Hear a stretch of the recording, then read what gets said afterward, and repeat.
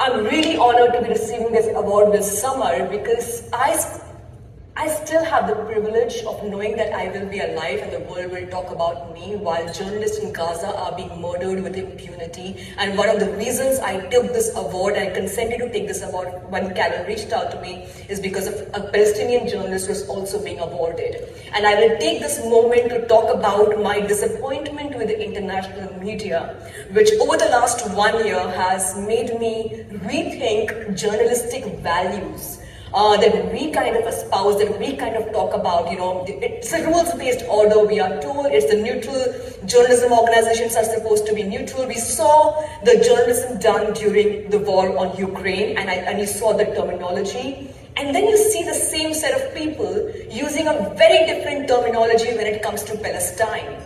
Israelis are killed, Palestinians are murdered. Israelis are killed, Palestinians just die. The dehumanization of Palestinians in our mainstream media. And this is what, when we talk about journalistic neutrality, I think every time you speak about Palestinian voices, the use of the passive voice, when you use Palestinians, I think that has been a moment of shame for each one of us. We are living a Holocaust in our living memory, and the journalists who are bearing witness to the Holocaust are being killed with impunity, and none of us are doing anything about it. And I'm not saying for people in this room, but by and large, if you see, last year in 2023, I was speaking at so many international platforms. I'm in the jury of multiple journalism awards.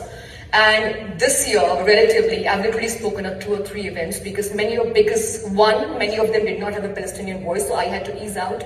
And 2, their own reservation and censorship and self-censorship when it came to the Palestinian issue. So while I must speak about what's happening in India and the world's largest democracy, I must not look away from what is happening to Summer. I saw Summer crying when she was seeing the images because she wanted to go back home and it's not safe for her. I know when I go back home, I have no idea what fate awaits me on the 31st. Will I be arrested from the airport? I have no idea. But I still want to go back home because I want to bear witness, and leaving this is not a choice. I do not have the privilege of leaving this, what I'm doing. I do know that my pen cannot be silenced. I do know that my pen cannot speak in the passive voice. I do know that my pen will speak for the oppressed and not the oppressor. And I do know that my pen will not try to be popular. It will always say the unpopular truth. For the journalists in Gaza, for the journalists in Kashmir, for the journalists in Sudan, and for journalists everywhere in the world who are the enemies of state, I speak for you and accept this award on your behalf. Thank you so much.